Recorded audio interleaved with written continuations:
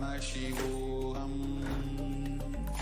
Om Nithyananda. Paramashivoham. Om Nithyananda. Paramashivoham. Om Nithyananda. Paramashivoham. Om Nithyananda. Paramashivoham. Om Nithyananda. Paramashivoham. Om Nithyananda. Paramashivoham. Om Nithyananda. Paramashivoham. Om Nithyananda. Nithyanandam Paramasukadam Kevalam Jnanamurtim Dvandvaditam Gagana Sadrisham Tattvamasyaadhilaksham Ekam Nityam Vimalamajalam Sarvadhi Sakshibhutam Bhavadhitam Trigunarahitam Sadgurum Tam Namami.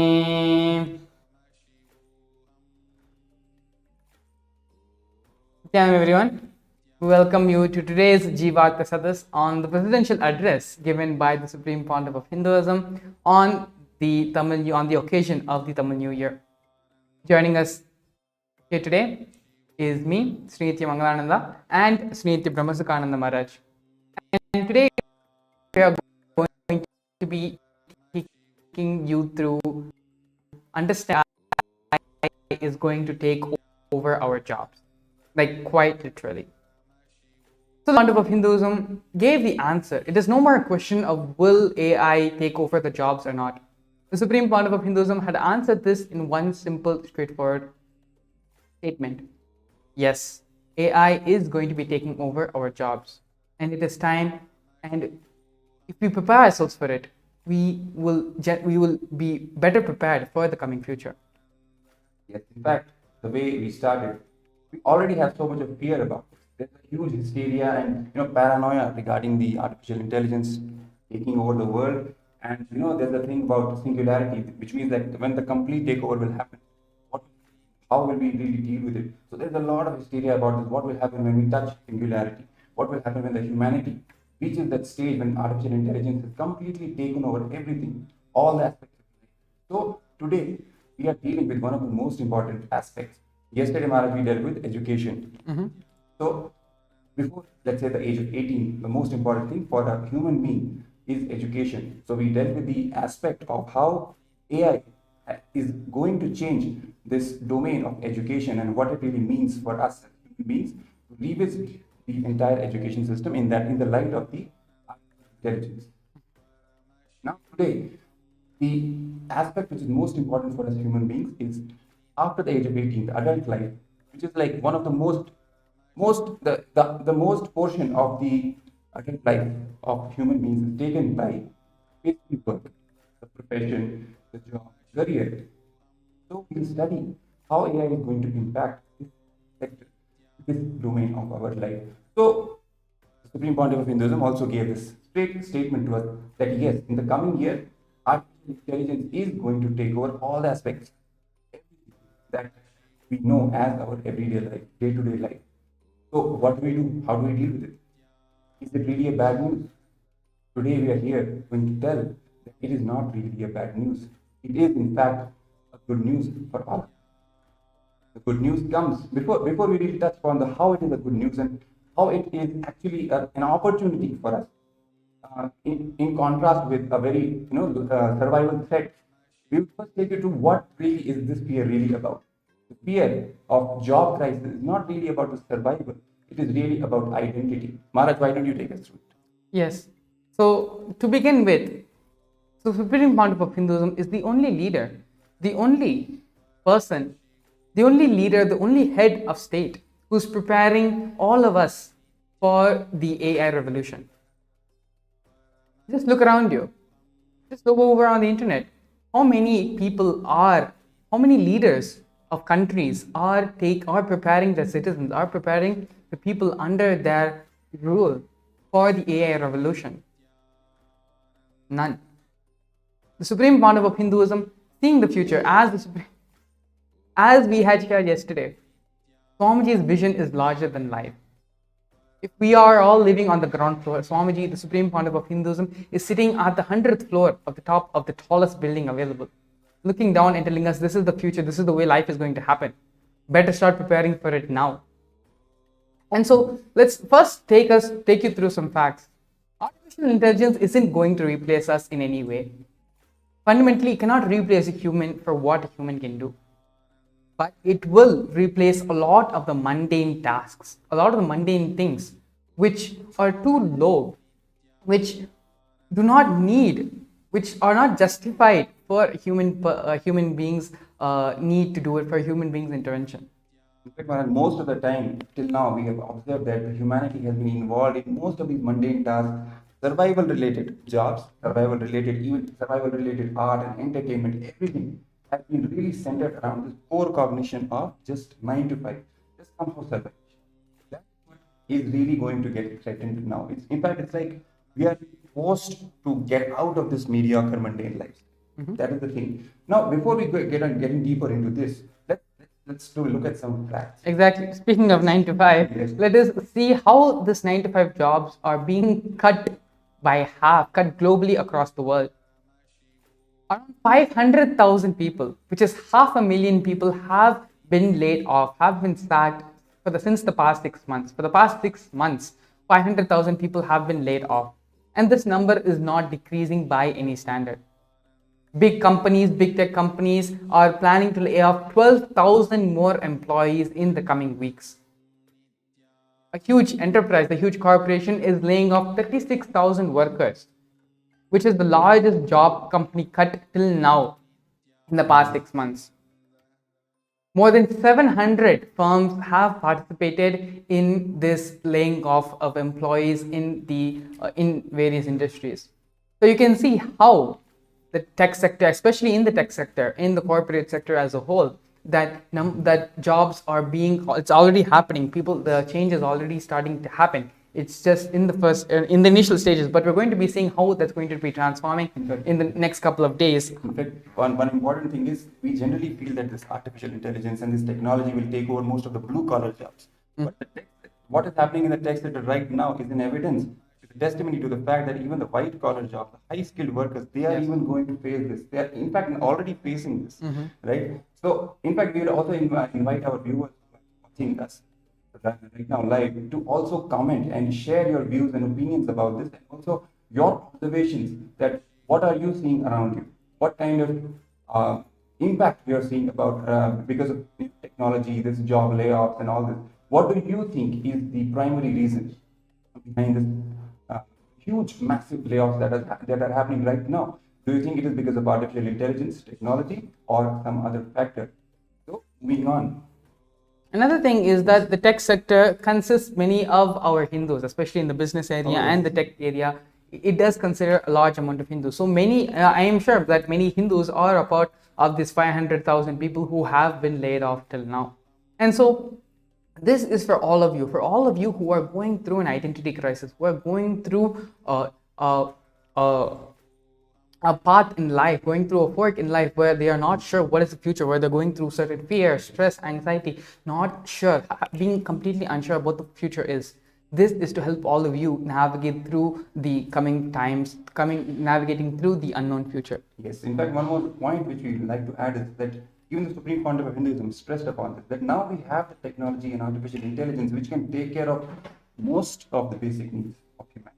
So when we even talk about the job crisis and even the anticipation, that fear that what will happen to us, how will I earn money, how will I get my food, all these basic survival related fears, we have already the technology to cater to entire humanity's basic needs. So it's not like Even if the jobs go away, we will literally be starved to death. It is not going to happen because we have the technology, we have the know-how, we have the methods to reach out to all the people. We may not be completely doing it now, but we have the means to do if need be. That is one thing. So now, what is really the real fear that people are facing? It is because of identity crisis. It's not just survival. It is the identity which is related to your work and how you are going to proceed in your life, how you're going to identify yourself. Because we identify, our work is a major part of our identity match, isn't it? Yes. So that is the basic identity crisis. What am I going to do? How am I going to contribute to this world? Who am I really going to be? What is my role in this world? That is the basic identity crisis which most of the youth especially are facing. Even those who are still in colleges, universities, they are now looking forward to the job market. And they're realizing that what is going to happen to me? How am I? What's in store for me, literally? So this, it reminds me, Maharaj, one of the incidents. One of my friend's fathers, he also faced a similar kind of situation in his life when he was laid off. He was also in a tech company, and pretty successful professional working in the tech sector. He got laid off, and he at that time he was I think around 30 years of age. He had two kids, 5-year-old son and a daughter, and he literally faced a crisis in his life. He had same fears, survival-related fears, everything he faced. But that time, one thing that came to his rescue was his Hindu identity. So basically, what happened is that crisis gave him an opportunity to realign to his Hindu roots. His Hindu roots, his core cognitions of really who am I? What am I here to do? The basic concepts of karma yoga, for example. So it's not just really about 9 to 5 and this job or that job, this money or that money salary. No. Our basic cognition of who am I as a superconscious being and aligning back to that, becoming powerfully and establishing that cognition, it gave him a chance to completely rearrange and reorganize his family, his relationships, his overall affairs, and get back together and restart his whole life from scratch, giving him massive powerfulness to deal with that crisis. Not just the financial, the survival crisis, the identity crisis.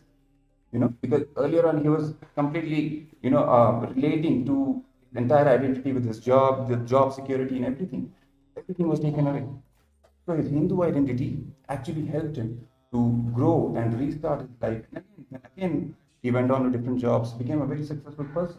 So this is the basic fact which we want to establish here, that even if this model really fails, it's just this model that is failing. Humanity is not failing. Exactly, Maharaj. So coming on this thing about when you're speaking about the model, economy articles, people in the profession, in the field of economics, they are going to tell you that when jobs are taken by the artificial intelligence, when they are taken by AI, there will be layoffs. Because people don't have money in their pockets, because the purchasing power of individuals are now going to start decreasing. The purchasing power reduces the demand for things as well. When you don't have people buying stuff, then automatically prices are going to start dropping. If demand for things reduces, then the production will decrease. You don't have people buying, you're not going to have people also making these things to push out into the markets. And if production decreases, then the output of a country starts going down. The GDP starts going down. And so this is a warning for all of us that this is only the collapse of this way of living, of this way of our lifestyle. The goals and achievements of a world that measures it's based off the scale of GDP will end. The whole cycle, the way a country is based, how productive they are, how much they're able to contribute, what is their wealth based on a GDP, this is going to change fundamentally. And a new scale is now going to be introduced of how we should measure ourselves, how we should measure a country, a nation, of how contributing they are, how worthy they are. The media and the rest of the world are going to tell you that it is a job crisis. But they will be absolutely insensitive to the fact that it isn't a job crisis, it is an identity crisis fundamentally. Because fundamentally, all of them are only going to be caring about the jobs. They're only going to be caring about, okay, you're getting food, are you getting shelter? They're not going to be caring about your well-being. They're not going to be caring about your conscious well-being. Only someone who is in the field, who is established in the highest superconscious energy, who knows the importance of that energy, only then will the importance be given to that? And so it is only the Supreme Pontiff of Hinduism who's addressing this part of the change in this part of the AI revolution which is happening. This part of the side effects, the after effects which are going to be taking place because of artificial intelligence now starting its advent on our planet. The identity crisis each one of us are going to be going through because of artificial intelligence taking over majority of our jobs. Majority of our jobs. In fact, Maharaj, whatever we have identified with till now, everything is will get challenged. Not the 9 to 5 work, the work culture 9 to 5. Okay? This is who I am. 9 to 5. This is what I am doing. This is what I am producing. This is the contribution I am doing, and I am getting this money. Even the very idea of money, even the very idea of you even being dependent on this cash for basic needs, entire economic model is actually getting challenged now. So basically, it's like completely going upside down.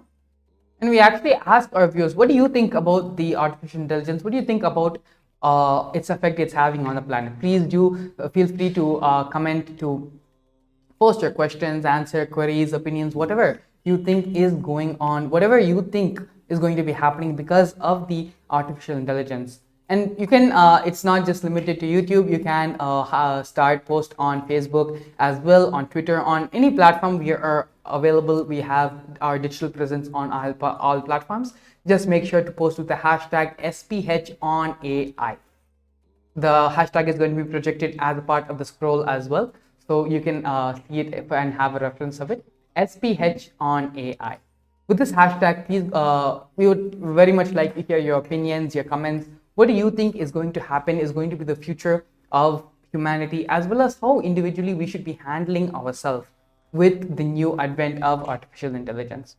So please do feel free to open up and share your comments and opinions on what is the future of artificial intelligence, what is the future of humanity, and how we should handle ourselves, prepare ourselves best for artificial intelligence coming up.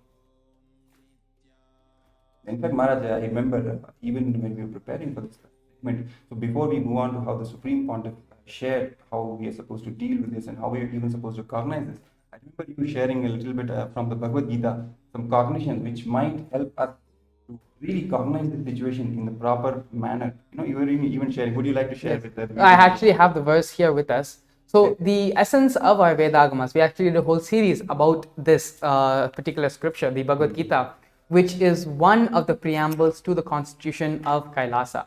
And so in Bhagavad Gita, Bhagavan Sri Krishna gives a very beautiful verse from the 3rd chapter, from the Karma Yoga. The translation of that verse: surely not even for a moment can anyone stand without doing something. He is always in action, despite himself, as this is his very nature. By our very nature, we are always in action. We are always doing something, going to be doing something, and doing something. We have done, doing, continuing to going to be doing something. If I do not work, then this world would be ruined.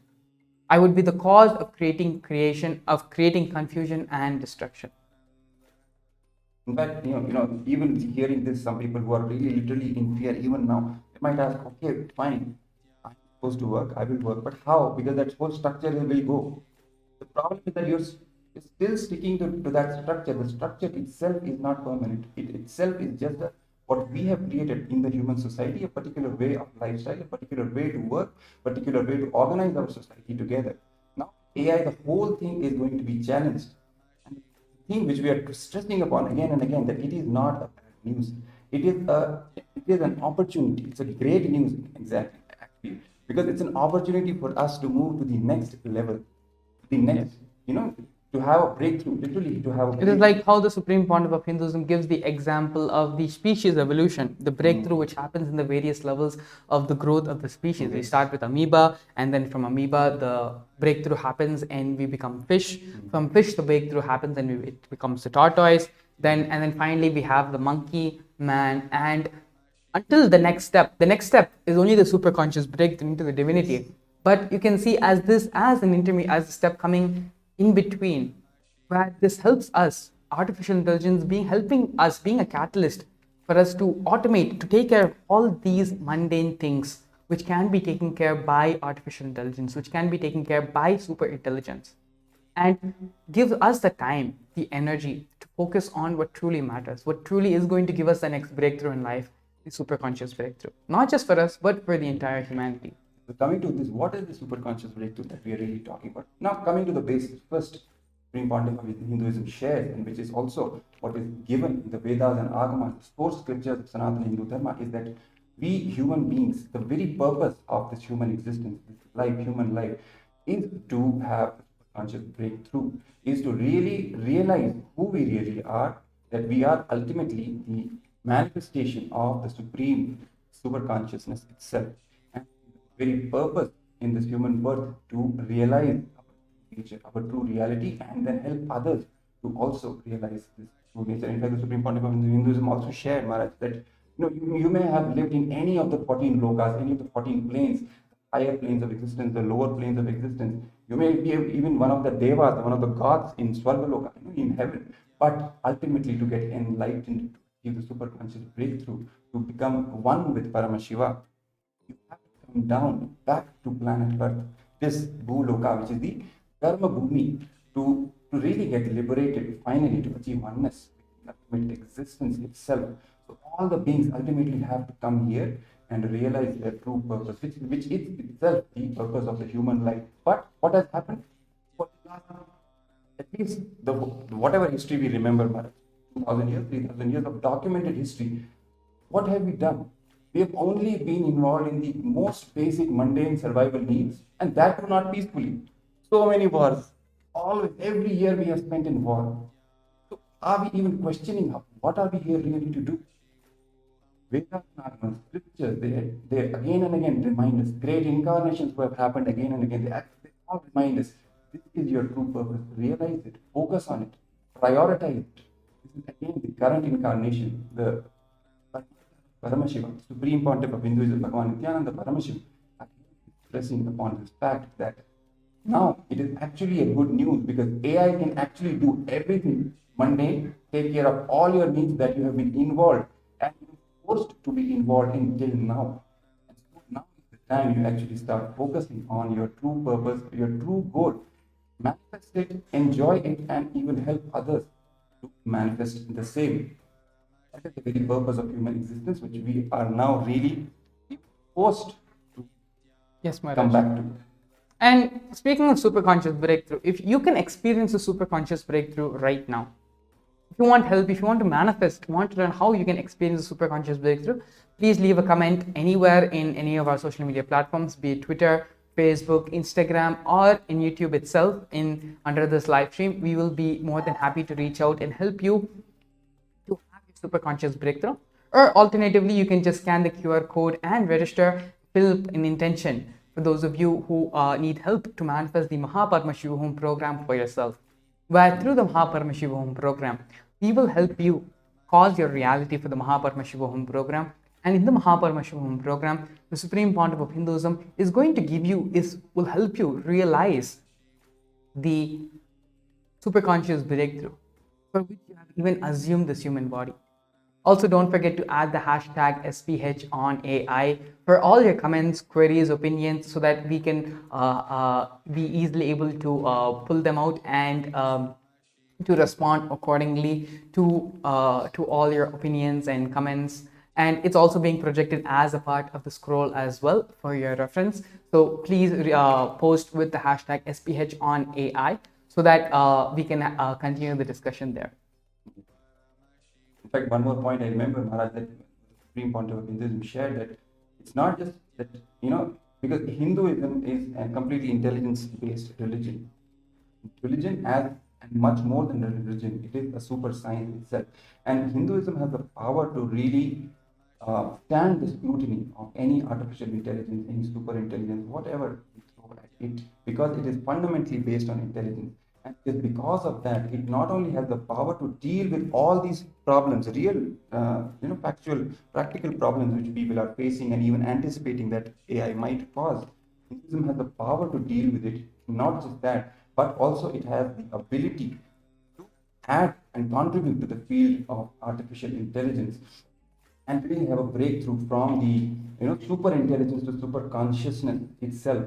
And so much the Supreme Pontiff of Hinduism is doing in this field. He in fact said that this is the real purpose of KAILASA, make human beings realize their true purpose of having a superconscious breakthrough and make others develop the infrastructure to make even others experience it and enjoy it in their life. So we actually have some live comments actually coming in right now. As D. Sir Quantic thing, AI is here and all people have to change. That is very much true. Artificial intelligence is already here, and actually if you just go through YouTube, yes, thank you for sharing, for coming out and sharing your opinion. Actually if you just go through YouTube, you can see a number of YouTube creators, content makers, giving that, not just telling how ChatGPT 3 and all these artificial intelligence, how it's helped in the workflow, how they have started using it on a daily basis, how they have started making triple, quadruple times of money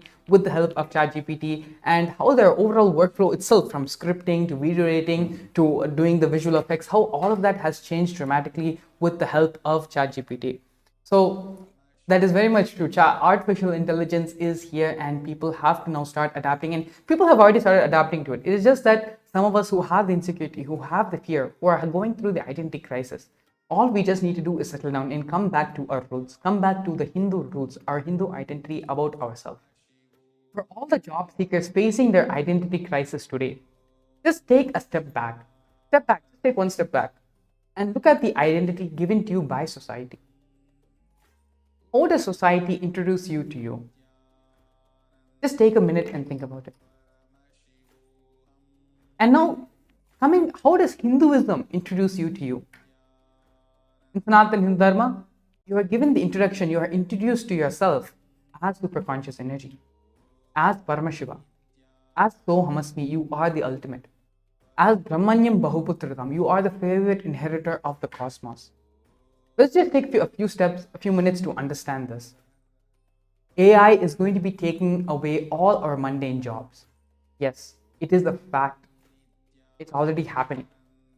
There are going to be more and more layoffs. This isn't something which we should be scared about. This isn't something which should take us by surprise. We are saying that a laid off employee will go through an identity crisis because the identity given to them itself is a pseudo identity given to them by society. Yes, we also have ASD Sir Quantic, hopefully I am pronouncing that correctly, is recommending to attract money to chant Mahavakya mantra.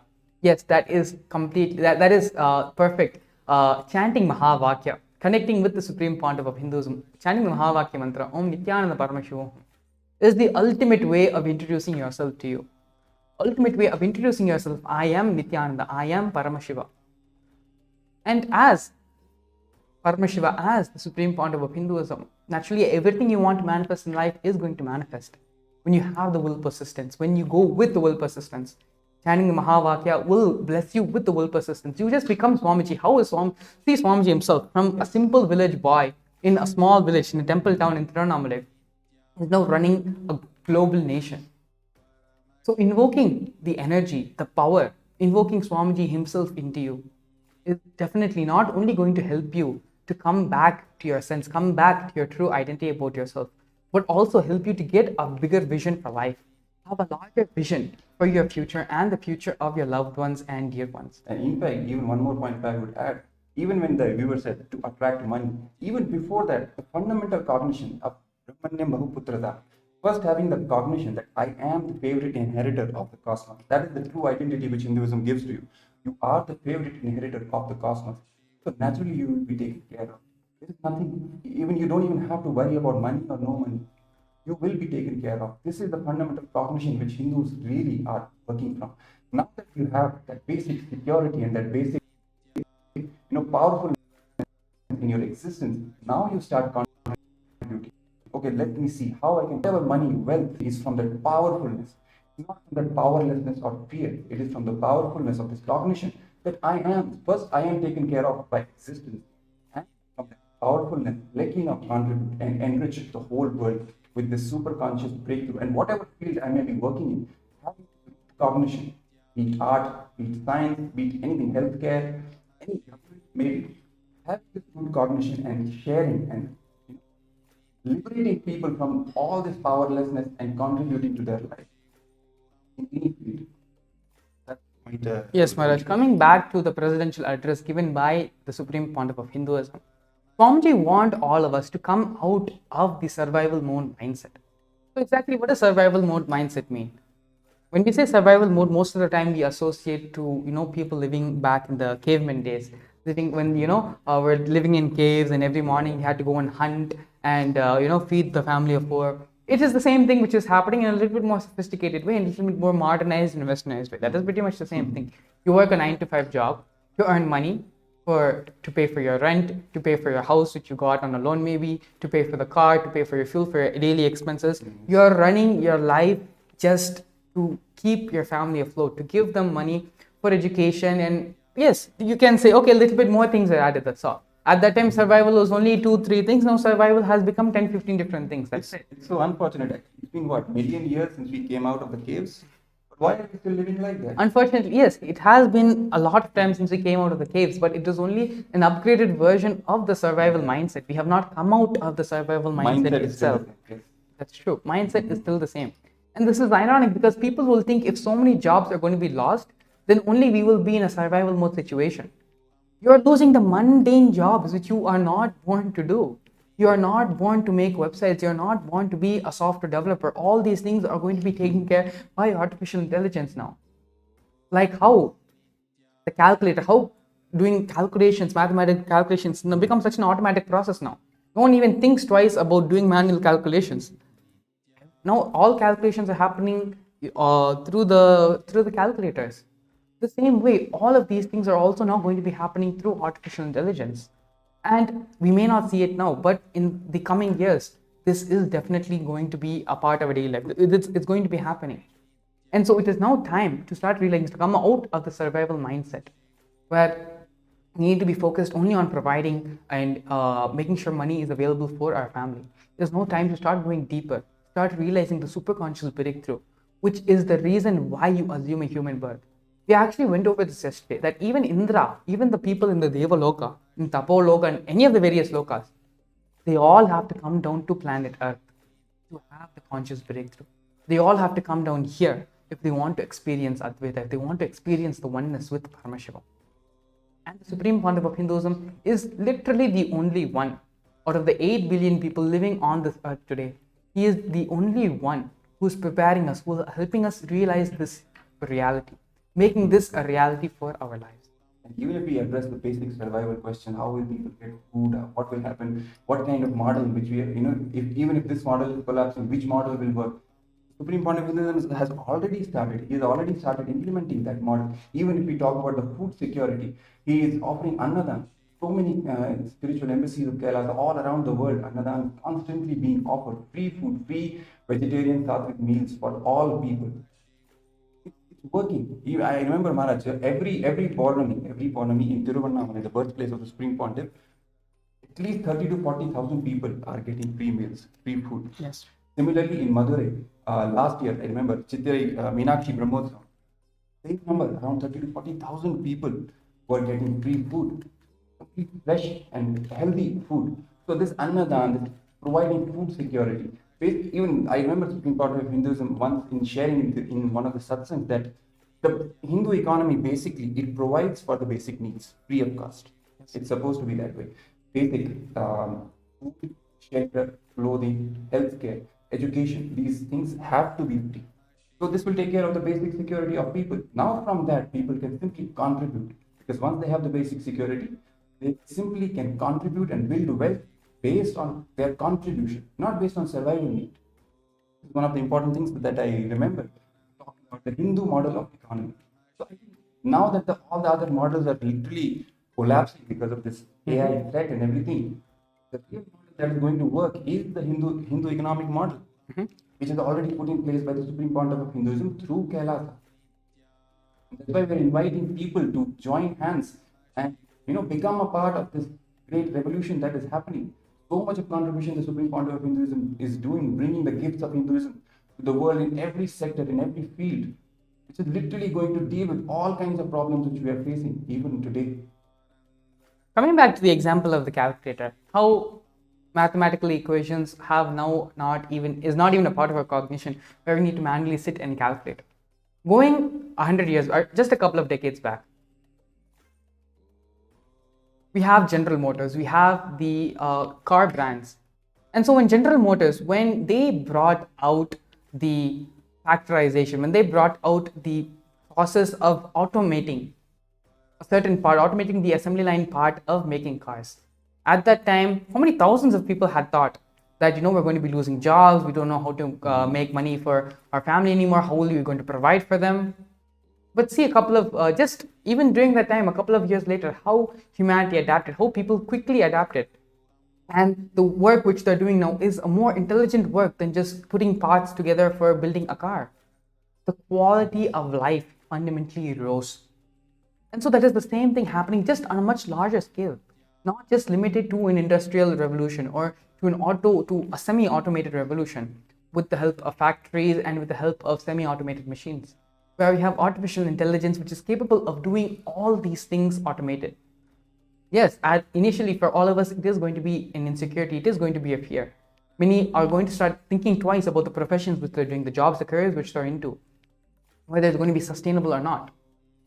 But as you see, the sooner we accept and the sooner we come and start adapting to the new revolution which is going on, our quality of life is automatically going to increase.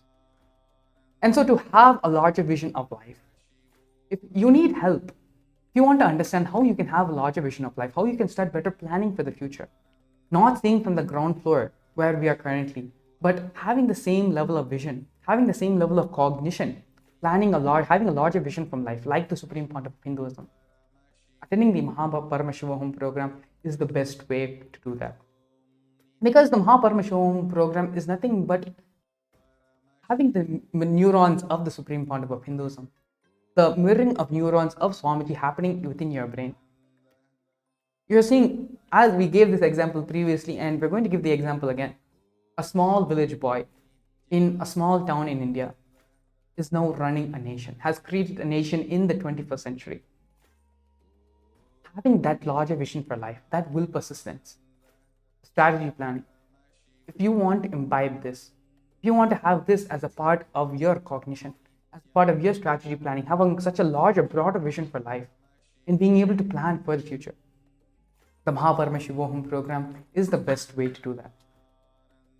To register for the Paramashivoham program, all you need to do, or to fill an intention, if you need help to manifest the Paramashivoham program for yourself, all you need to do is scan the QR code which is being put in the scroll below, and that is directly going to help you. That is directly going to lead you to the registration page to fill the intention or to register for the program directly. And if you are filling out an intention, if you need help and are filling out the intention for the Paramashivoham program, that is also perfectly all right. We will reach out to you and help you manifest the Paramashivoham program for yourself, where through that you can imbibe, you can learn and have the larger vision of life, the larger cognition of life as Supreme Pontiff of Hinduism is bestowing upon us. Yes, and we have another comment in the YouTube live chat by the name Tatiana. I hope I'm pronouncing that correctly. Tatiana paid $5 to KAILASA. Thank you so much for the generous offer for the donation. And she also says that artificial intelligence is helping us wake up. We need this revolution for our consciousness. It's time to return back to the source. Completely true, Ma, completely true. It is helping us wake up. It is helping us realize what we actually need to be doing in life. And there's actually many stories Swamiji gives in this direction, where we start doing a certain thing. We start, for example, because for some reason the area, food needs to be cooked, or garbage needs to be cleaned, and you need to go and help. You need to do those things. But by and by, you forget the reason why you came there in the first place. You would have come there for doing some big thing, like having, closing some big deals for a cooperation, or, for some sort of big thing, you would have come there. But you start settling down, you start getting habituated to the daily life, and then you forget the real purpose of why you even came there. Artificial intelligence is helping us realize the purpose why we came. What is our possibility, the extent to which we can grow. And because of this, it is forcing us, it may be a hard wake-up call, but it is a wake-up call nonetheless. It is better for the good. Definitely, it is better to have a hard wake-up call rather than being pampered into a poisonous slumber.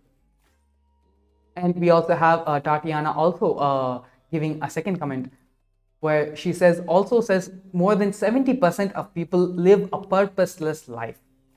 Money becomes their religion. Completely true. Couldn't agree more with this. 70% of our population is living a life where they're not sure what to do with their life. And I can actually even take a step further in saying that the purpose which they have is not even a complete future, not even a complete purpose, because unfortunately the purpose is not coming from a conscious based, it's not coming from a conscious decision, it's not coming from a conscious inner space. And why do I say this? Because unfortunately that is what society has taught all of us, has taught all of you, and has taught everyone else, everyone who was born on this earth, everyone who has gone to a normal and regular education. This is the unfortunate reality where the consciousness taking decisions from a complete inner space is not taught to anyone. And so that is why so much of insecurity, so much of anxiety, so much of turbulence, so much of insecurity about the future with the advent of artificial intelligence. In one line, if I can summarize, practically, we are being forced to come out of our cubicles, Maharaj. Yes. By the advent of the artificial intelligence. Literally going out of the mediocrity, and it's an opportunity to really realize and align to our true purpose of existence. It is really the best news that can, and the best thing that can happen to this. We come to an end of today's research segment. So before we move on, let's, like every day, we actually organize a Twitter poll for our audience to make them one to get their opinion and their ideas about real world issues, current topics which we are facing, and also to become active participants in the Hindu model of democracy, which is basically the responsible democracy model, democratic model, in which people are actually, people in every field, whatever field they may be, they are not opinion makers, they are actually decision makers, and their decisions, their opinions actually are heard and made use of to implementing the policy making process. So similarly, we organize the Twitter poll every day. So people can come and cast their votes based on the question, and we take it as a gesture for your involvement in the decision making process. Okay. So let's say today's Hindu votes question is: should all world leaders and governments make use of artificial intelligence for basic sustenance and infrastructure, and take tangible action to propel superconscious breakthrough in humanity? So you can head on after today's satsang by the Supreme Pontiff of Hinduism, Bhagavan Nithyananda Paramashivoham. You can head on to the official Twitter handle of the Supreme Pontiff @Shri Nithyananda to cast your vote and let us know what is your opinion. Before moving on, I'll again once repeat the Hindu votes question of today. Should world leaders and governments make use of artificial intelligence for basic sustenance and infrastructure, and take tangible action to propel superconscious breakthrough in humanity? Yes, ma'am. And before we end today's session, I'd like to talk about two things which is happening and which is going to be happening as a part of the many projects, many services being offered by KAILASA to the rest of the world. And the first one of that is the Nithyananda project. And so in many places within the land of Bharat, within India, many of the de facto spiritual embassies of KAILASA, especially in Tirunnamalai and in Madurai, in the Shyamalapita Sarvanyapitam and in the Arunachala Sarvanyapitam in Tirunnamalai, the Nithya Annadanam is happening. And so the literal translation of Annadhanam, Anna means the food, and Dhanam means the giving, the offering, providing the service of food to people, to humanity, to the devotees of Paramashivam. As Hindus, we have the higher obligation to make the world a better place. We are the richest, most contributing, and the most stable ethnic community. We have the higher science of Hinduism as our backing and knowledge base to be able to churn out and bring the world conscious and state-of-the-art solutions to the problems of hunger, food security, and job security which the world is facing today. The Supreme Pontiff of Hinduism has empowered us with Hinduism, with our ancient scriptures, which he introduces as the higher science of the universe. Hinduism has the age-old methodologies to create what we know today as sustainable, agricultural-based, hunger-free communities and civilizations. Actually, multiple times within the Nithyananda Satsang, the Supreme Pontiff of Hinduism had mentioned that Sanatana Hindu Dharma was fundamentally an agriculture-based civilization. There's a beautiful Shastric reference from the Upanishads, which is one of the preambles to the constitution of Kailasa. This particular Upanishad is the Taittiriya Upanishad. And the verse, Annam Bahupurvita, let food be there in plenty. Generate food in plenty of quantity and share it with everyone. This principle is what the Supreme Pontiff of Hinduism is reviving through the Nitya Annadana. And as per this higher science of Hinduism, such civilizations can be achieved where the devotees of Paramashiva actively work to offer Annadana, which is the offering of the free food service, remembering all beings as manifestations of Paramashiva and serving them food with the cognition that serving food to these devotees, to the pilgrims, to anyone coming, is directly serving Paramashiva himself. The food offering which you are doing to anyone who comes to receive this food, each person who stands in line, each person who comes to receive food is directly Paramashiva coming to receive food. With this cognition, from this space, from this attitude, the Nitya Annadanam is happening in multiple parts in not only India but various other de facto spiritual embassies of Kailasa as well, all across the globe. You can contribute to the Nitya Annadanam happening all over the globe in multiple of the de facto spiritual embassies of Kailasa by scanning the donation QR code. If you are actually watching the live stream and if you're seeing the multiple scrolls which are being run through, one of the scrolls is the donation QR code where you can offer any amount to Kailasa, and this is the amount you offer. You can specify that you are offering it for the service of the Annadanam, and that offering is going to be going directly to Kailasa, and you will be receiving the punya of feeding Paramashiva himself, feeding the devotees, as Paramashiva says multiple times in multiple various places. Feeding the devotees of Paramashiva is directly equivalent to feeding Paramashiva himself. Serving the devotees of Paramashiva is equivalent to serving Paramashiva himself. The Supreme Pontiff of Hinduism vision for reviving Annadanam is the science of Hinduism, Nitya Annadhanam, eternal offering of free food to the world.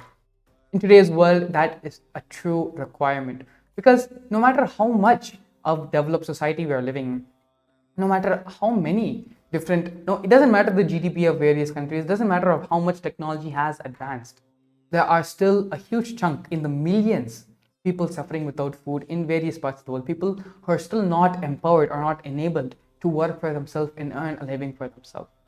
Unfortunately, we have become part of the modern economic model, which is not directly given by Paramashiva himself. The Paramashiva economic model, it literally, as I earlier mentioned, it takes care of all your basic needs, and wealth, the idea of wealth is only based on your contribution. You're not made to literally work for your basic survival needs. That's why even this Annadanam project has a huge significance, even for the basic from the economic perspective, and of course from the religious and spiritual aspect. It is just the best thing that you can do to yourself and the entire humanity. We also wanted to invite all our viewers or audience to the upcoming Chitre Peruvira Brahmotsavam, which is the Brahmotsavam celebration of Devi Meenakshi and Lord Chokkanada, Lord Sundareshwara, which happens in Madurai and is celebrated by all the spiritual de facto embassies of Kailasa across the globe. Our Supreme Pontiff of Hinduism, our beloved Swamiji, is the incarnation of Meenakshi and Sundareshwara himself. There are multiple satsangs where the Supreme Pontiff of Hinduism has gone in detail as to his previous incarnation as Devi Meenakshi. And so this Brahmotsavam is a very special event which is celebrated by Kailasa, has a very personal relationship with the Supreme Pontiff of Hinduism and has a very deep connection, and is a very special Brahmotsavam which we celebrate in Kailasa. This Brahmotsavam is going to be celebrated in all Kailasas from April 23rd to May 5th.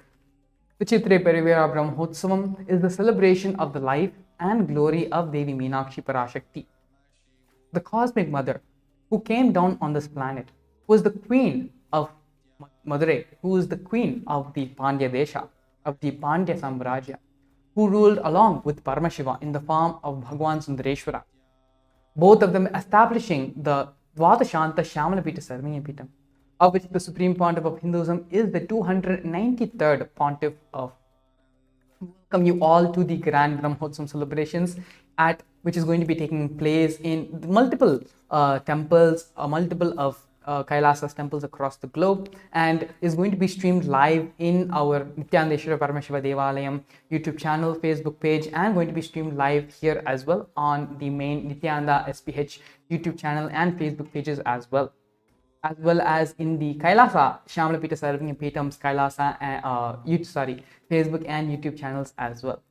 So please stay tuned, and it's going to be a very exciting celebration where we're going to be witnessing the live procession of Devi Sundareshwara, of Devi Meenakshi, happening every day, twice a day in Madurai. We're going to be having that live streamed as well, live from Shamalapita Sarvanya Peetam, along with the various celebrations and rituals going to be taking place in Adi Kailasa Sarvanya Peetam.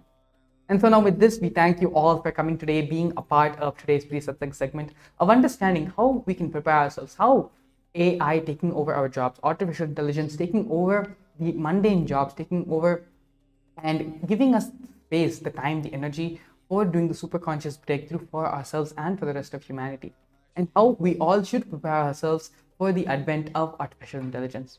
We thank all of you. We thank you, Brahmasukha Maharaj, as well for coming today, being a part of the segment. And also, Maharaj, we should remind our viewers, if you really like the content that we are creating, we would request you to please like and share the content that you are watching and all the other videos that you're watching, and also to subscribe to this channel.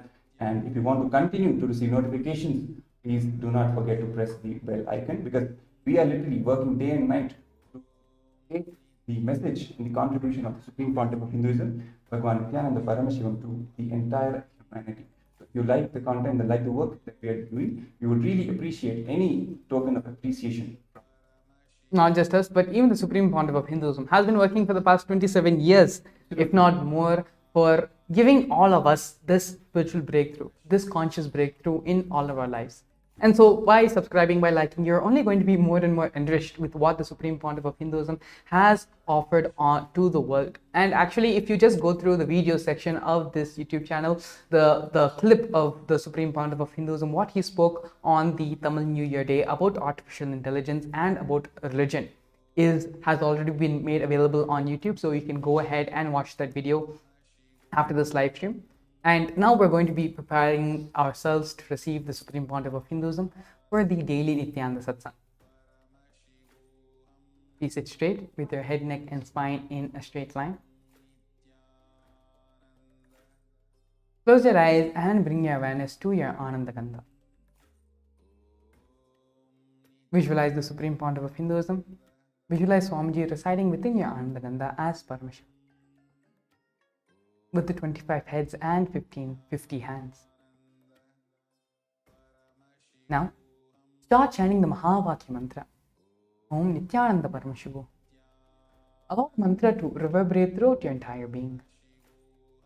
Allow it to fill your being. Allow the powerful cognition that you are Nithyananda, you are Paramashiva, to reverberate throughout your entire being. From this space, let us get into a deep restful awareness to receive Swamiji for the Nithyananda Satsang. Now, start chanting the Mahavakya intensely, loudly from your very depth, from your very being. Om Nithyananda Paramashivoham. Om Nithyananda Paramashivoham. Continue to be in this deep space of restful awareness as we get ready for the Nithyananda Satsang. Thank you, Nithyananda. This Paramashivoham is like literally the ultimate journey in a most safest way. The principal cognitions we will be manifesting experientially. Each of the principal cognitions, the principal truths, the whole science of manifesting Paramashiva in you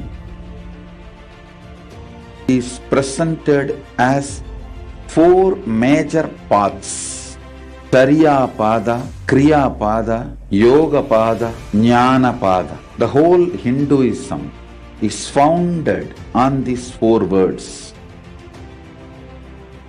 Holding the cognition you are the ultimate Paramashiva and making that as your lifestyle, manifesting the state of Paramashiva, space of Paramashiva, powers of Paramashiva, everything of Paramashiva in your day-to-day life, learning it, manifesting it, living it, you will be having the space in the shoulder, and from sitting on the shoulders of Paramashiva, Guru himself,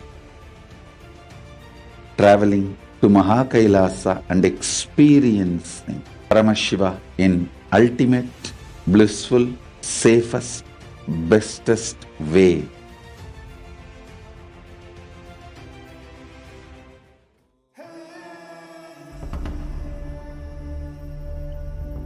The nature of consciousness, the source of awareness, the relationship between our ego and the world. This has plagued us for generations. We strive to understand why we are the way we are, why our reality is the way it is, why our life is the way it is. But what if the way we see the world as separate from us is just an illusion? What if our consciousness exists before all experience and is not limited to the confines of our body and mind?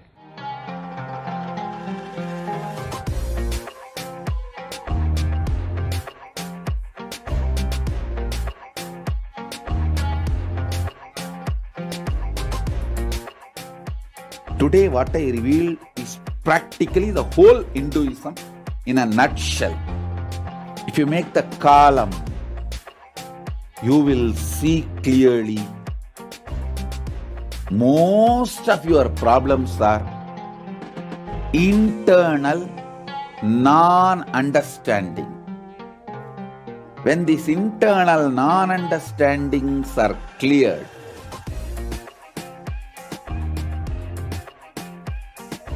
life becomes Leela. You just manifest what you want.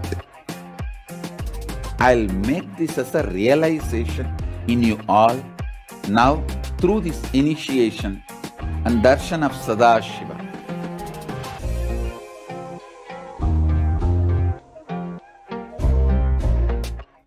Now I'm going to enter into the exact dimensions, that 11 dimensions.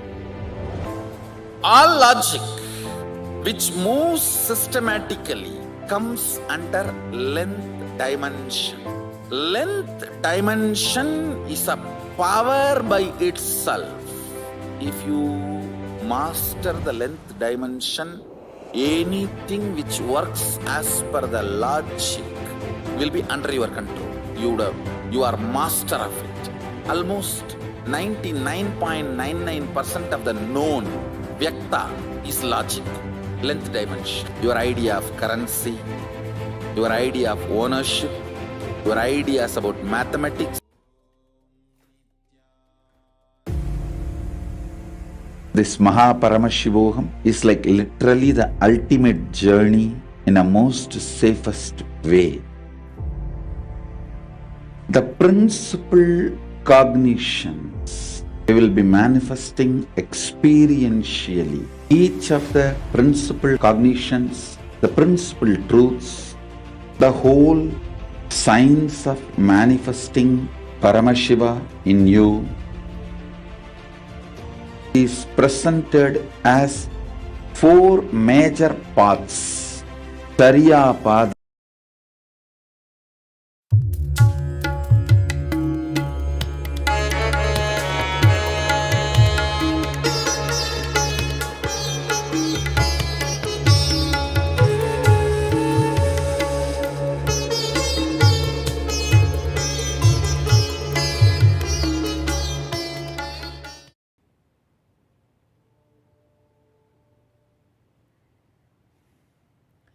I welcome all of you with my love and respects. I welcome all the participants,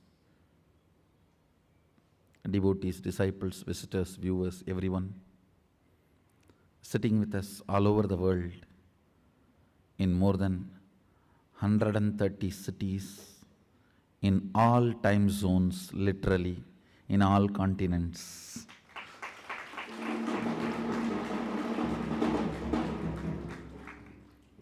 This program, Be Your Own Boss, Part 2, is an expansion. Listen, not extension, but expansion. Last time, too many things have gone above your head. I have to just drive them back into your heart.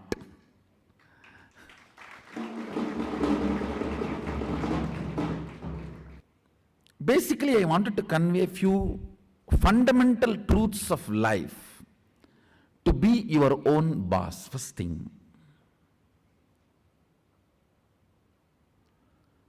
How you feel about you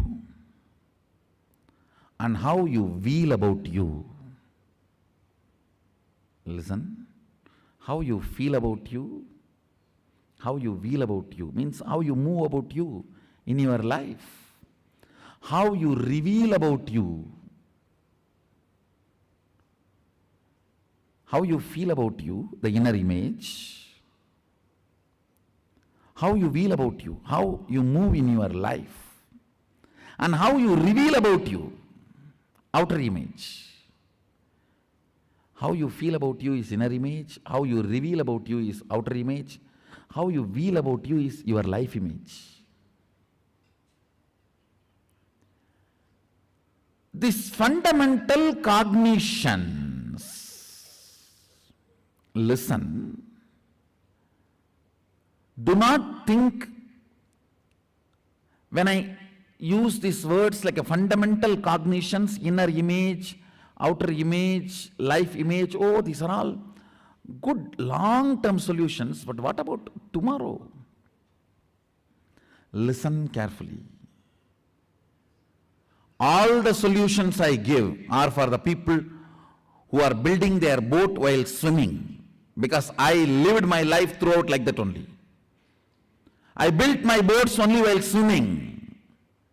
I never used swimming as a reason not to build my boat. Swimming is the reason why I build my boat.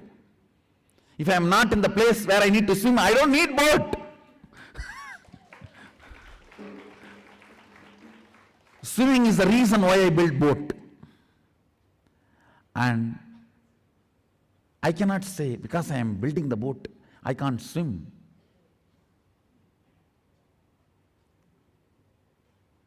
Neither I can say swimming is priority, nor I can say building the boat is priority. I have done both. So all my solutions are for both, immediate and permanent.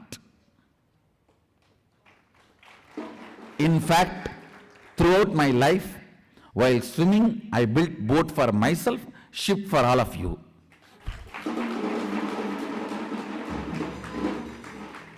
So drop this fatigue of, oh, again inner image, outer image, life image. It's a long-term solution. Tell me something immediately.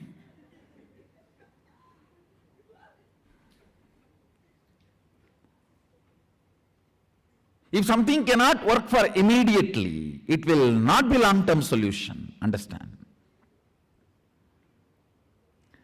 Neither asking you to stop swimming is going to help, nor asking you to stop building the boat is going to help. The solutions have to be building the boat while swimming.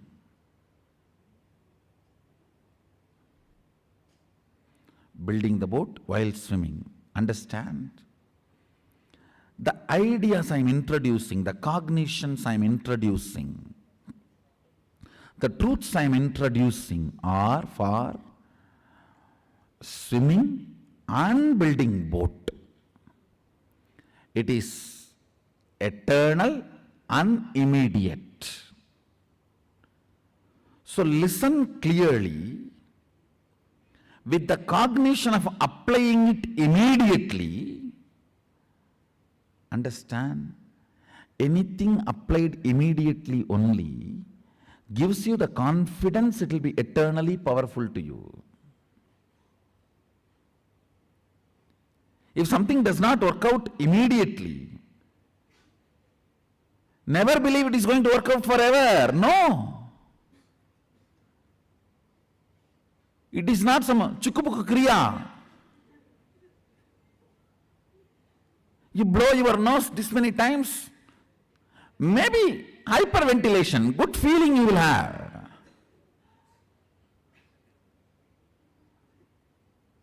All chukupuk kriyas are hyperventilation. That's it. Hyperventilation is good for cleaning the nostrils and lungs.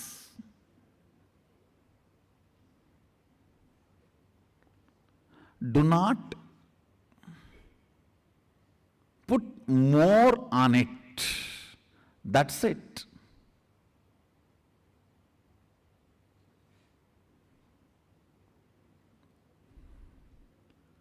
You can't expect permanent solutions from them. So what I am sharing is not some chukupuk kriyas. It is cognitive shift. Listen. What I am trying to propose, what I am expecting from you is shifting you to powerful cognitions. How you feel about you, how you reveal about you, how you feel about you. In these three, a powerful overhauling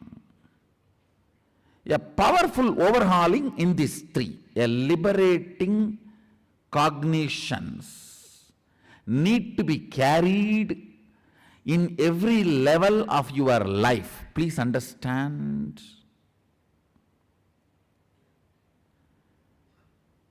Liberating cognition is more important than any practice. I have seen people practicing some chukupuk kriyas for years. Maximum they develop big nostrils, little better lungs. Nothing more than that. Even if a monkey lives healthily for 2000 years, he is monkey.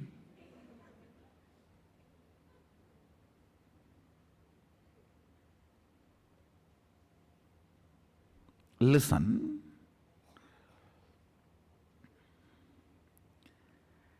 Carrying liberating cognitions about everything.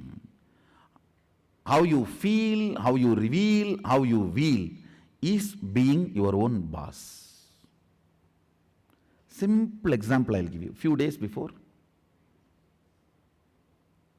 while I was eating, I was talking to my daughter. Something came up about food. I said, dieting is not denying certain food or adding certain food to you. As long as you have the cognition about dieting, as denying some food, adding some food, you will always be feeling tortured, you will be bound. I said, very simple definition of dieting. Dieting, I do not diet. I do not deny or add. Dieting means eating as per your goals. That's all. Look at the whole dieting from this angle. I eat as per my goals. Biggest problem is when you eat, you forget the goal. When you remember the goal, you feel guilty.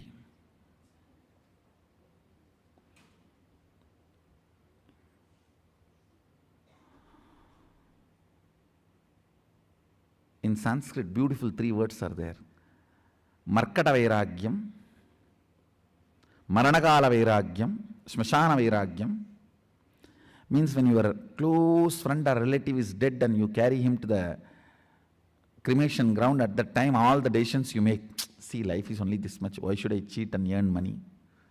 I think I'll start living straightforward. You will make so many decisions which will not stand. Even 15 days. One paksha, it will not stand. Same way, Prasavakala Vairagyam. When a lady is delivering a baby, the pain and the suffering she goes through, she thinks, I will never allow this fellow again near me. Will not be there more than 1 month. Markada Vairagyam. This monkey, when he eats the bitter fruit by mistake, he makes a vow, I'll never put my mouth in any fruit again. So neither Markada Vairagyam nor the Prasavakala Vairagyam or the Smashana Vairagyam has longevity. All the 3 does not have longevity. Same way, bathroom dieting plans. When you are in the bathroom standing naked in front of your mirror, all the diet plans you make does not have longevity.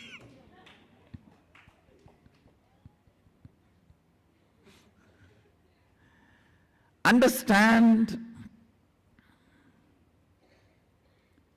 I wanted you to know, whenever you feel, I know the solution, I am not able to do it, you are the hypocrite. The worst thing you can do in your life is cheating you. It is equivalent to Atmahadya dosha. Understand? Cheating others is punishable, but cheating you is worst crime. Never believe the cognition, I know the solution, I am not able to practice. Be very clear. As long as you are not able to practice, you don't know.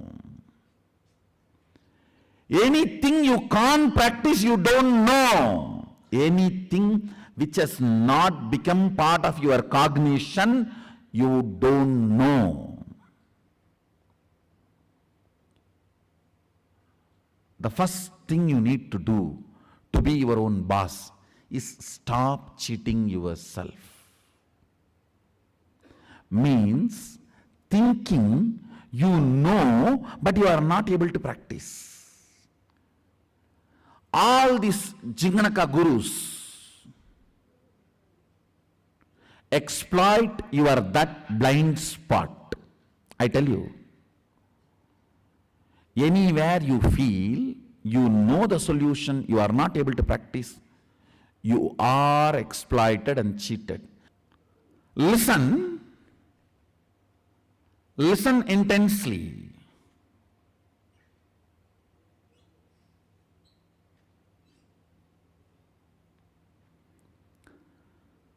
This space, I know the solution, I am not able to practice, is the most hypocritical self-cheating blind spot. Understand? Do not accept it. Be very clear. Anything you can't live, you don't know. Be very clear. Understand? All solutions start with Saraswati. If it is not solved, look up to Saraswati, not to Durga or Lakshmi. Solutions generated by Saraswati. If you don't have solution, look up to Saraswati. If you don't have solution, don't think you need more power to solve or more money to solve. No. You need more clarity to solve, knowledge to solve, cognition to solve. As long as you look at the diet as denial of something or adding of something, you will always feel, I think now I have become lean. 2 days I can eat what I want. I don't need to diet. and the 2-day never ends. How many of you exactly understand what I am saying? Raise your hand. That is why I am saying something fundamentally is wrong as long as you have the cognition. Dieting is denying something or adding something. You will never be successful. The moment your understanding changes to, your cognition changes to the liberation cognition of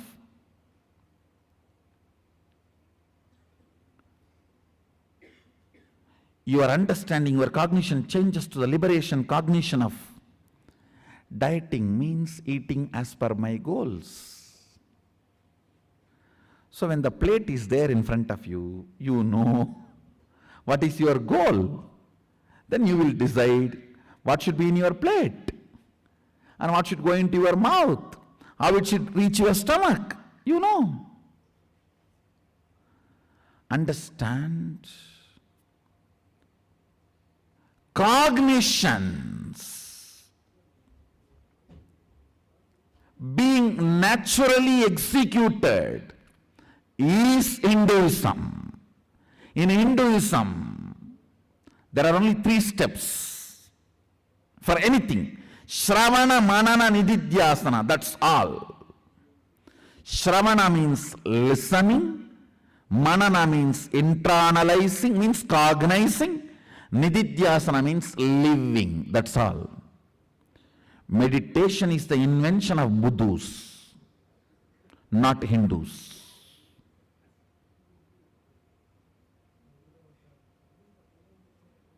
Understand? There is no gap. If there is a gap, I understand, but I am not able to practice. You have a blind spot. Be very clear. Be very clear. You don't understand. You don't know. If some gurus are encouraging that spot, they are like pharmaceutical companies keeping diabetes alive. I tell you, at least we have 1,000 permanent cure for diabetes and 10,000 permanent cure for cancer. Neither cancer nor diabetes is a disease, it is a business. At least 1,000 cure for diabetes and 10,000 cure for cancer.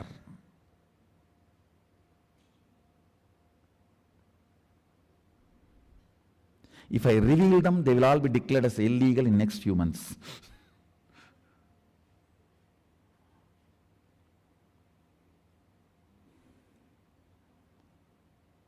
Diabetes and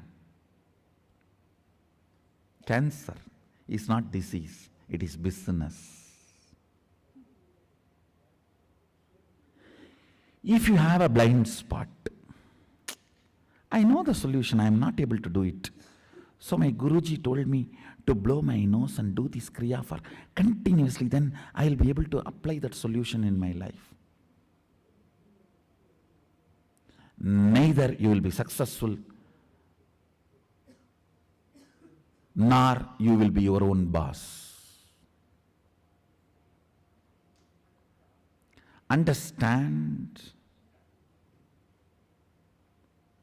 If there is a thought current in you, I know the solution, I am not able to practice, you are in self-cheating mode.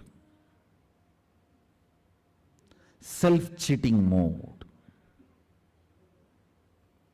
You are living hypocritic life. That blind spot will be too costly. At least be very clear, I do not know. Understand?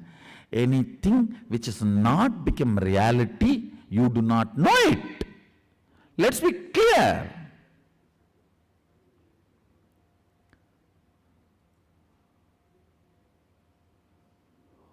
Who rides on your blind spot is pharmaceutical company guru.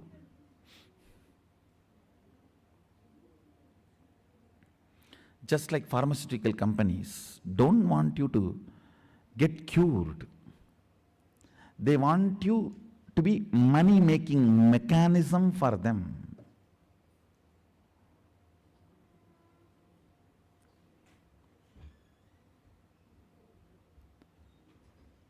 Understand, the person who decides the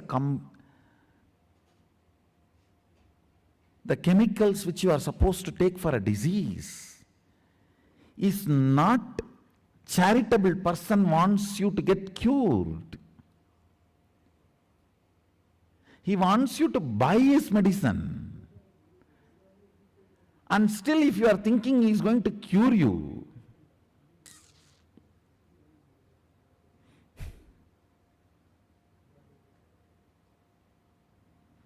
I still remember in my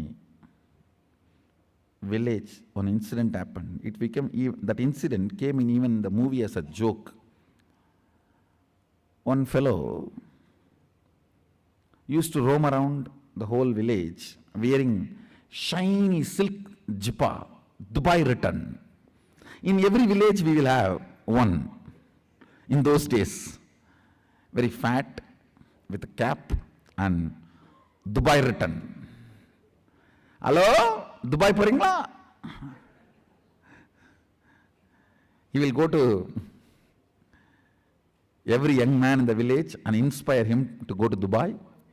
And this poor fellow will sell all the land, house, jewels, Mangal Sutra, whatever he is having, his and his wife's, and give the money.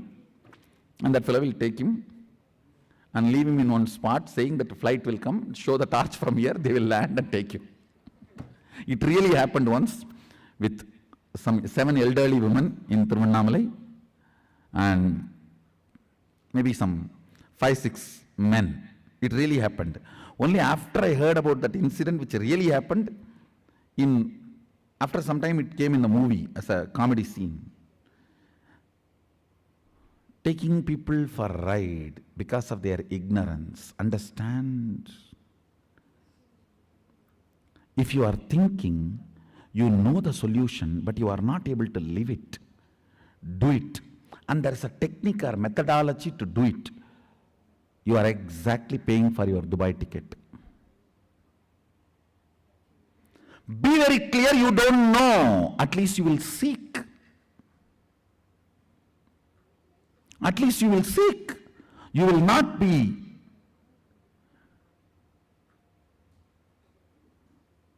foolish enough to believe. I know, but I can't practice. I am yet to practice. Practice is a 4-letter word, at least in Hindu tradition. Dirty 4-letter word.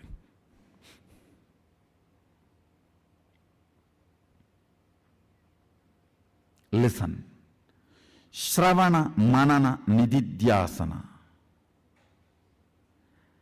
Listening, internalizing and manifesting. All solutions as to fit with this 3-step. If there is any step invented or inserted, you are gone. No step can be added to it.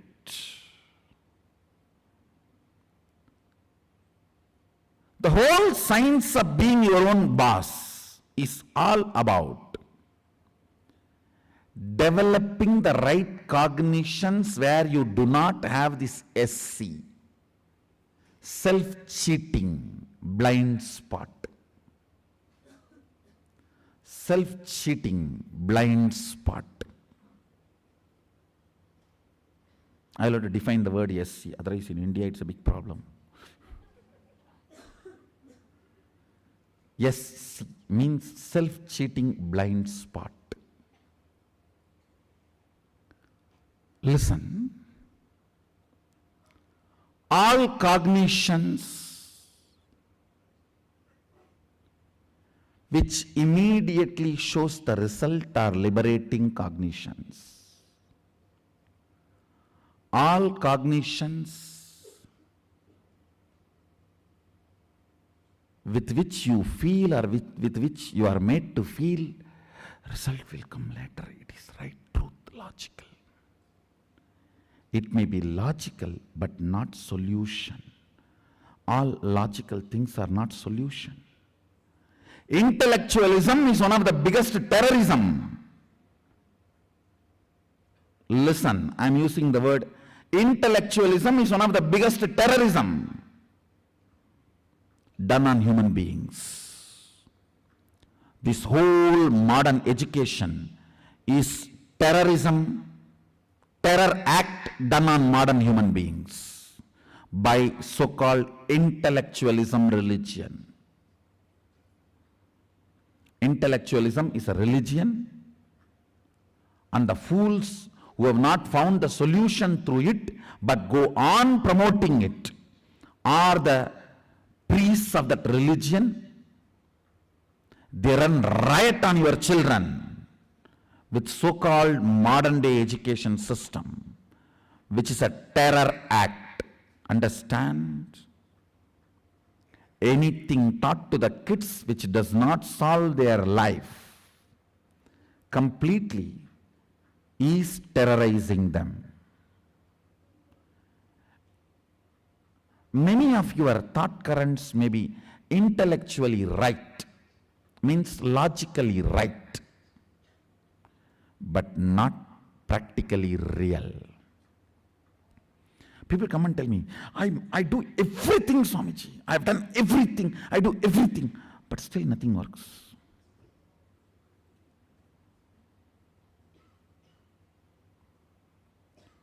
One good thing with Sadashiva, any philosophy which is not aligned to the Agama, truth, naturally fails within one generation. The whole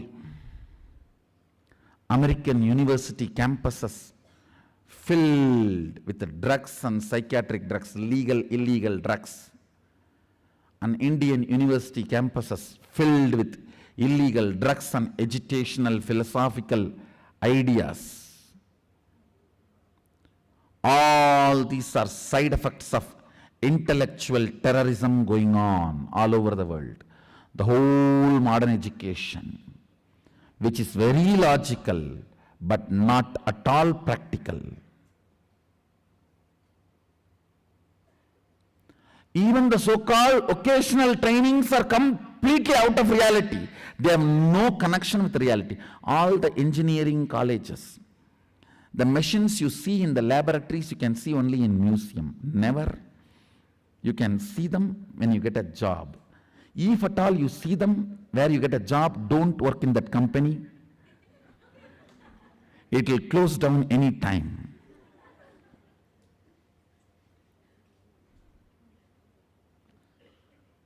If you studied engineering, I am 100% sure you will not see anything you saw in your lab where you worked and learned. You will not see any of them in the place where you are working. If you see them, don't work there. It's dangerous.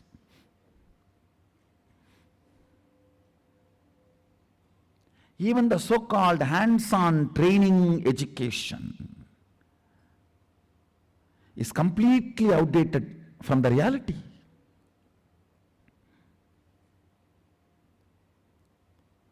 Understand? Logically convincing does not mean it is solution. Actually, I need to remove the whole poison out of you. Only then you can be your own boss. There are tons of ways you are chained.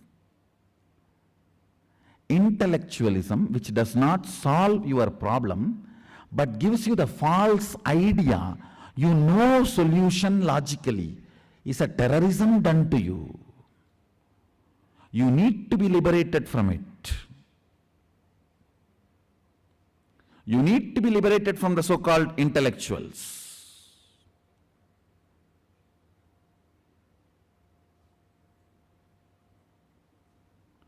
Life cannot be solved just by few logical drama. few logical drama, no.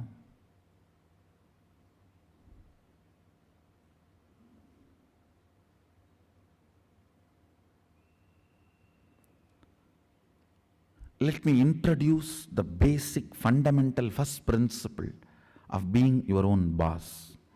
Last time, the last session, I explained how whole day, not only what kind of activities you do, even how you feel should be under you. See, when I use the word be your own boss, most of us feel only economical freedom and economical independence. You think once you have your economical independence and economical freedom, you are your own boss. If you think it is all about economical freedom and economical independence, even if you get that, you will try to make others slave with the same stupid structure in which you were functioning, because now you have become mother-in-law. You torture your daughter-in-law the same way your mother-in-law tortured you, and you continue the tradition. Any continuity of the tradition, whether you are a daughter-in-law or mother-in-law, you are slave. You can't be your own boss. You may be poor man's version of rich man becoming reality, not the real rich man. You may be slave's version of boss becoming reality, not the real boss.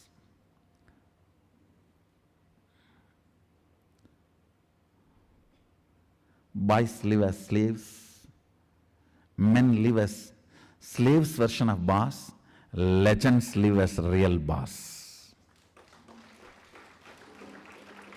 Real boss means breaking from this whole chain of being slave or keeping somebody a slave using the same system through which you have been kept slave. So it is not just economical independence, that is a side effect. It is not just economical freedom. It is a lot more. I'll call it as cognitive freedom, freedom to cognize without the interference of the intellectual terrorists.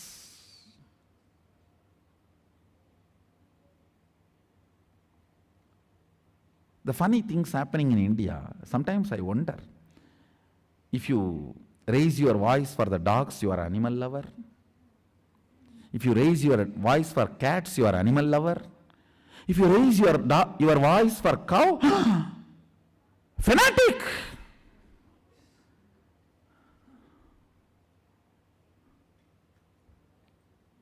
If you raise your voice for dog, you are animal lover, liberal. If you raise your voice for cats, you are cute celebrity, raising your concern out of love for animals. Pita, Tota, Chata, all will be behind you, giving you awards, rewards, where you do the catwalk.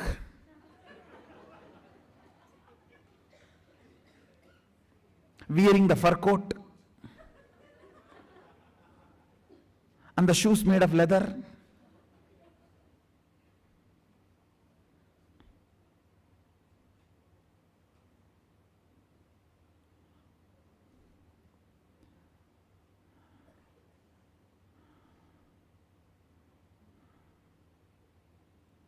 Extreme of hypocrisy. But if you give your voice for cows, religious fanatic. Religious fanatic.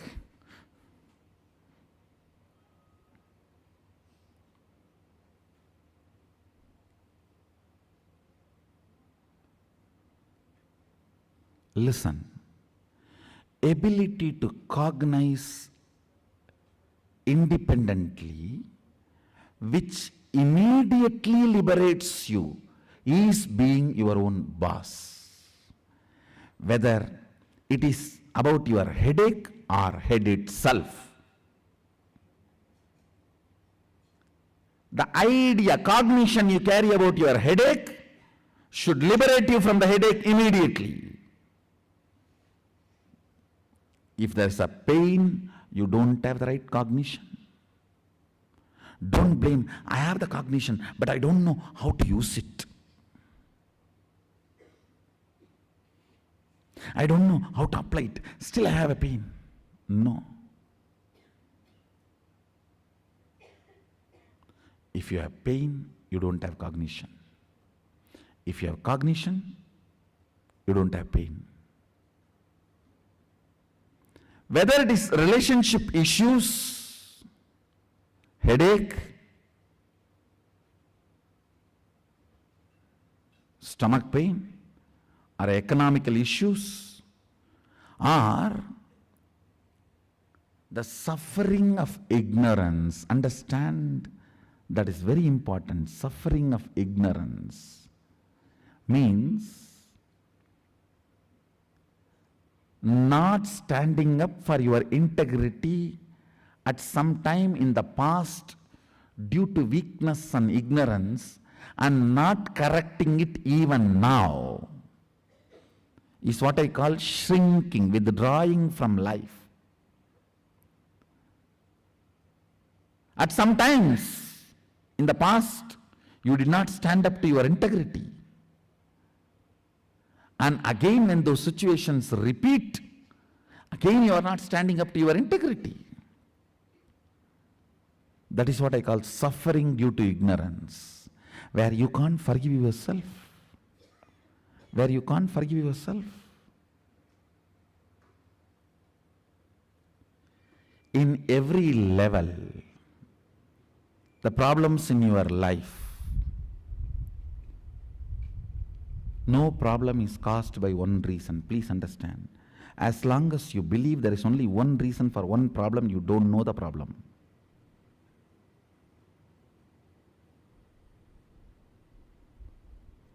There will be only one reason for all your problems, but for each of the problems there will be more than one reason. Understand this paradoxical statement. When you analyze, each of your problem will have multiple reasons.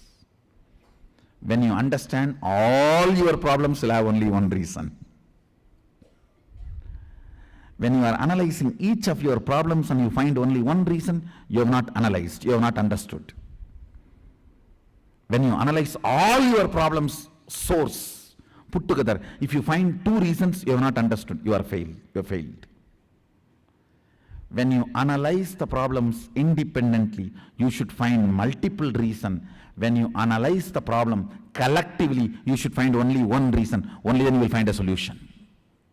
This law of life. If you find headache, relationship issues, money problem, health issues, each one will have multiple reasons why they exist. If you analyze the core why all these problems exist, there will be only one reason why they exist. Understand?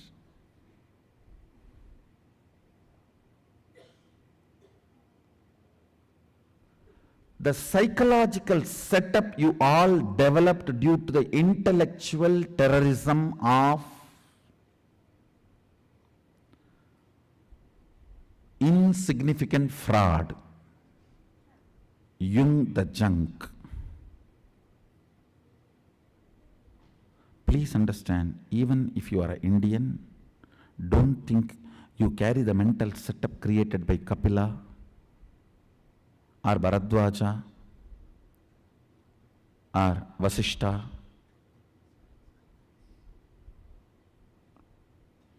You do not carry the software generated by Kapila and updated by Vasishta. No.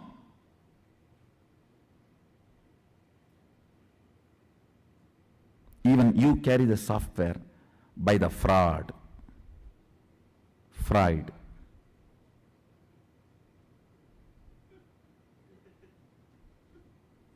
Freud only called as fraud. Sigmund Freud only, I said insignificant fraud.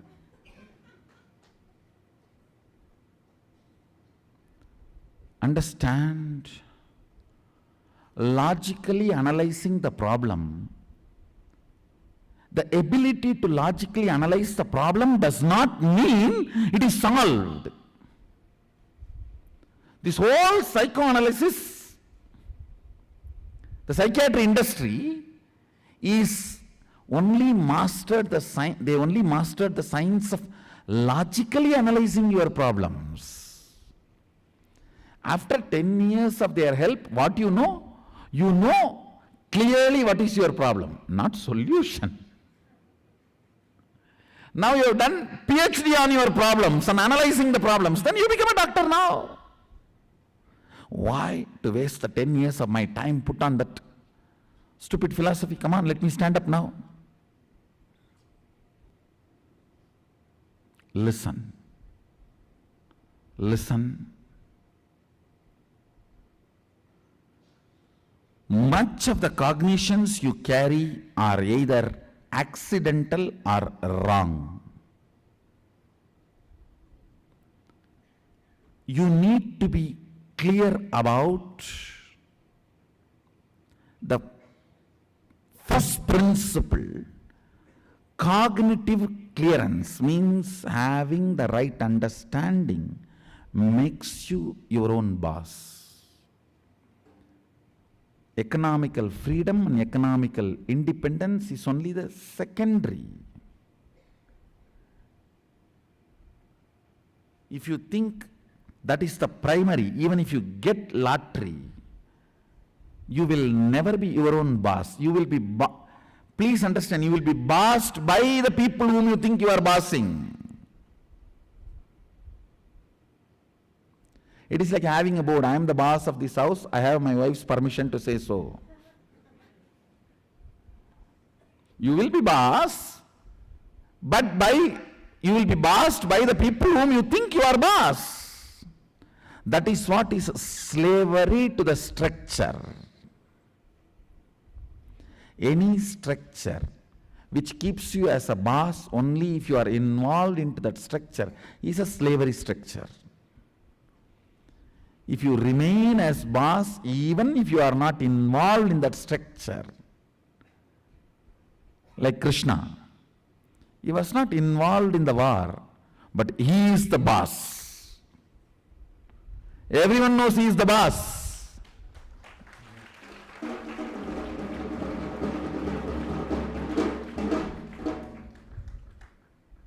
He is the boss. You can see the game. The whole game. Bhishma, see, the greatest strength any bio-memory can receive is Ichamrityu, means death when you want. The highest powerfulness of the bio-memory is Ichamrityu, death when you want. The lowest powerlessness of the bio-memory is not even able to be sure of your gender. I am not talking about beyond gender, I am talking about below gender. Not even, your bio-memory is not even sure of what gender you are and what kind of a body you are holding. See, this man who is a boss of the whole situation, he uses the lowest powerlessness bio-memory, Sikandi, to finish off the highest powerfulness bio-memory, Bhishma, Ichamrityu. The lowest powerlessness, Sikandi, is used to finish the highest powerfulness, Ichamrityu. Bhishma, because the man is boss. He is sitting on liberating cognition. Krishna could have given 10,000 reasons why he can't. People who give 10,000 reasons why they can't live live by bondage cognitions. People who just go on making it, live based on liberation cognition. Now it all boils down to how many bondage cognitions you have, means how many things you want in your life and you have not done it, you can't do it, or you feel you can't do it, you won't do it, you are not able to do it. What reason, I don't care.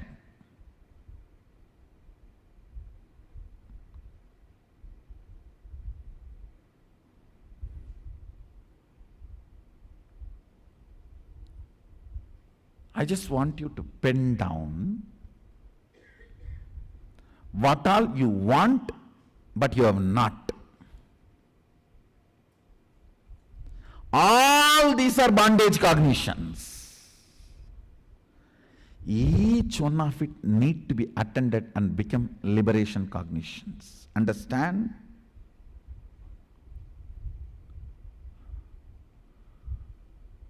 I am not here to give you so-called teachings and then ask you to practice. If you are not able to practice, then blow.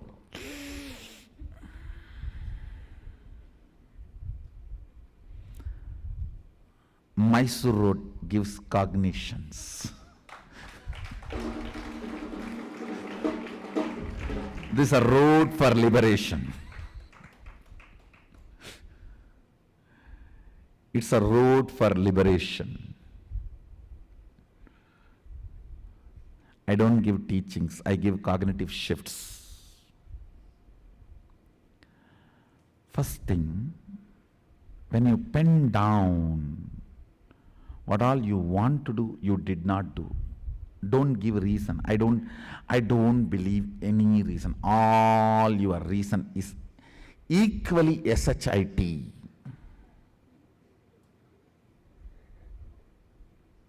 There is no such thing as bull, cow, horse, monkey, donkey, man. It's all same. The problem is, you think, oh, Swamiji, I have a very valid reason why I am not able to do, Swamiji.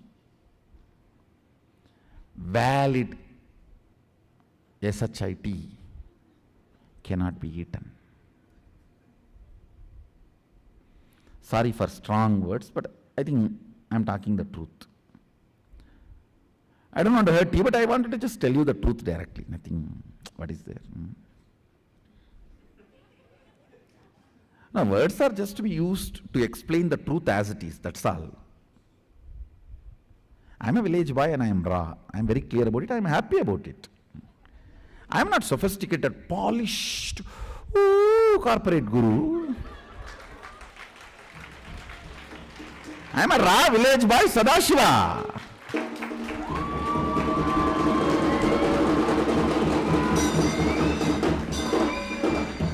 Whole Agama is such a raw Sanskrit. You should read. Just to see the beauty of, see, the poetic sense of Sadashiva. Actually, when you read Agama in originals only, you understand his poetic sense, his economical sense, his charity, his compassion. You approach him and enjoy him as the manifestations of beautiful, auspicious qualities. Actually, you need to cherish and enjoy the expressions of auspicious, beautiful qualities. Only then you will fall in love. You can't fall in love seeing the display picture or the profile picture in the Facebook. Then your love is too cheap.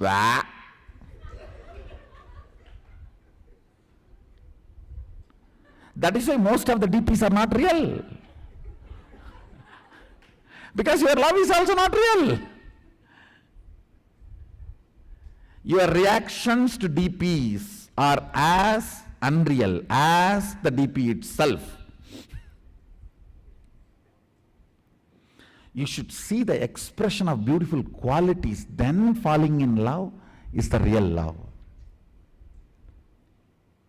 Actually, when you read Agamas, you see these auspicious qualities of rawness with Sadashiva.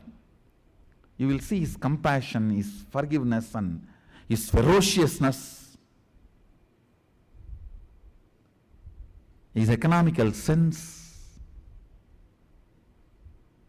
You will fall in love with Agama. Agama should be, actually,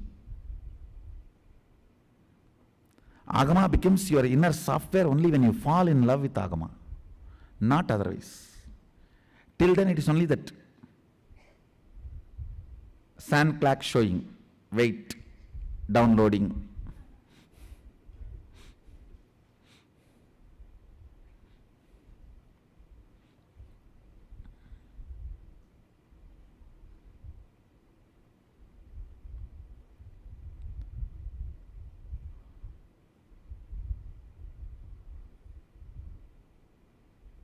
Actually, Shaktipada is like having high-speed internet connection. Anything, the whole Agama gets just like that downloaded.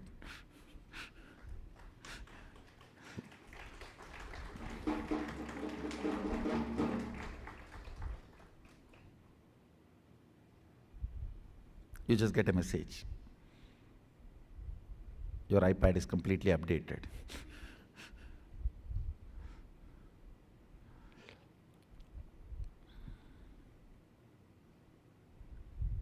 Few minutes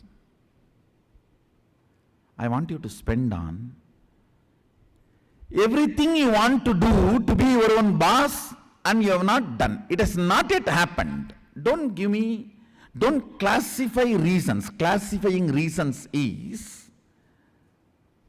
this hen going around the garbage area and classifying the garbage. Is it going to be any way useful? Classifying reasons is the first crime you start doing in the self-cheating process.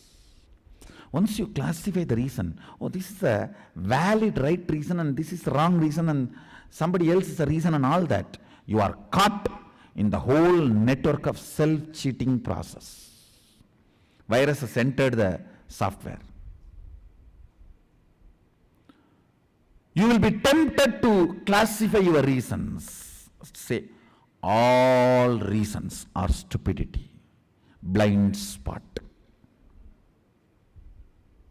Then, let's start entering into liberating cognitions. Today, let's spend time on finding out all the bondage cognitions. What all you want to do to be your own boss, but not yet happened. List it out. It may be like, I wanted $100 billion and not yet happened. I wanted a head without headache, not yet happened. I really wanted a wife who is obedient, not yet happened. It can be anything. Pen down everything you want to do, have to be your own boss, but not yet happened. Understand, neither completely outside can be changed, nor completely inside alone can be changed. I am not going to say, change only inside, all problems will be solved. All the gurus who teach them, ask them, are they practicing that? I tell you as an insider, it is a false. It's a bogus theory. Saying that everything outside accept, just change inside, problems will be solved. No. It's not right. And change everything outside, problems will be solved. No. That's bogus theory. When you start building the liberating cognitions, many will automatically change from outside and many will change from inside. That is liberation. Where it changes does not matter. You being liberated matters. Anywhere it is not happening, you are struggling, means it is a bondage. Change everything outside leads to revolution. Change everything inside leads to meek civilization. Both does not solve the problem. Change everything outside leads to violent revolutions. Change only inside, nothing needs to be changed outside, leads to meek, waste civilization.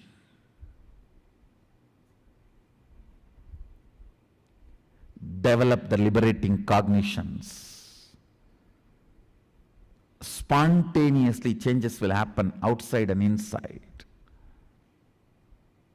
Is the real solution.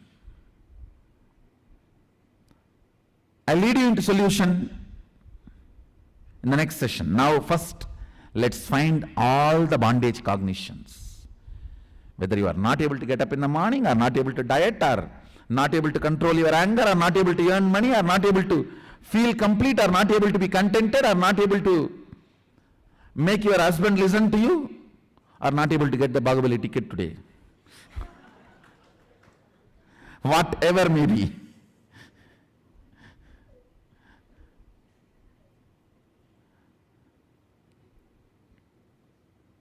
It is time to celebrate the art, cinema, music, which enjoys and celebrates Hinduism and Hindu tradition.